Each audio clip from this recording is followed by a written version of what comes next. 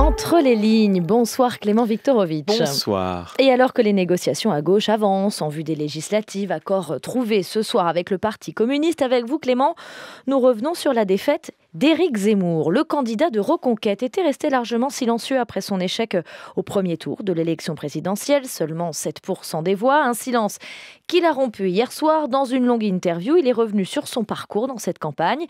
Et ce qui vous a frappé, Clément, c'est son art de n'accepter aucune responsabilité. Revoilà donc Éric Zemmour. Après plusieurs semaines de discrétion, il a repris la parole sur BFM TV hier. En effet, au micro de Bruce Toussaint, l'occasion de revenir longuement sur sa défaite, d'en explorer les causes. Mais d'ailleurs, était-ce vraiment une défaite ? Est-ce que l'histoire me donnera raison, même si les élections et les électeurs m'ont donné tort ?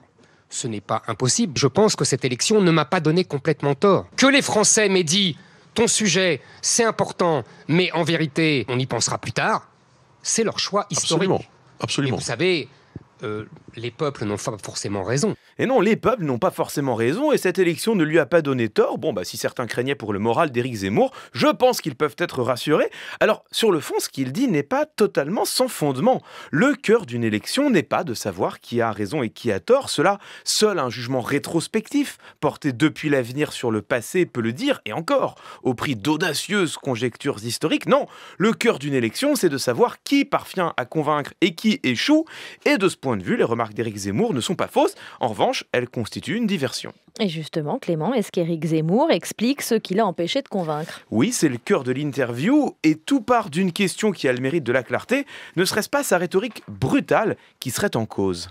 Ah non, je pense que c'est Poutine. Le 24 février, Vladimir Poutine envahit l'Ukraine. Et là, il se passe un enchaînement absolument imprévisible. Les électeurs, mes électeurs, une partie de mes électeurs se rameutent, j'allais dire, derrière Emmanuel Macron. Vous disiez que j'avais été victime de mon outrance, de ma radicalité.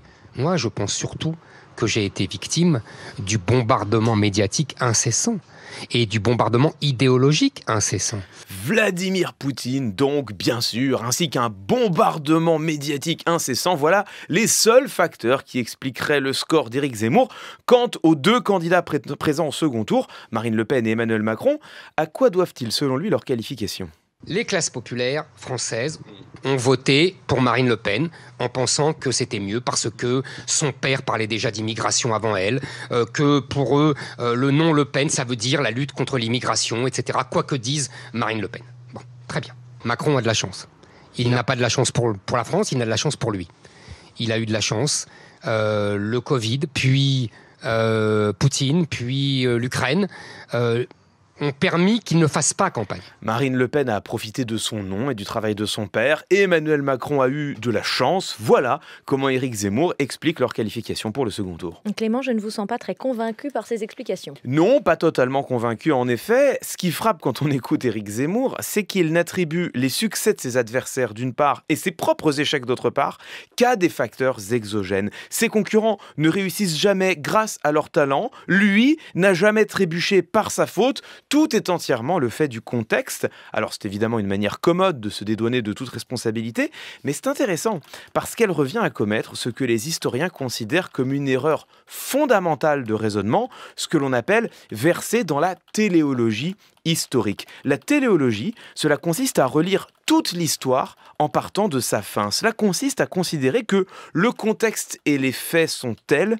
qu'ils ne pouvaient que mener au terme que l'histoire a effectivement connu. Et ce faisant, on occulte tout le reste. On occulte le fait que les choix des acteurs et des individus ont un poids. On occulte le fait que le déroulé des événements aurait pu être différent.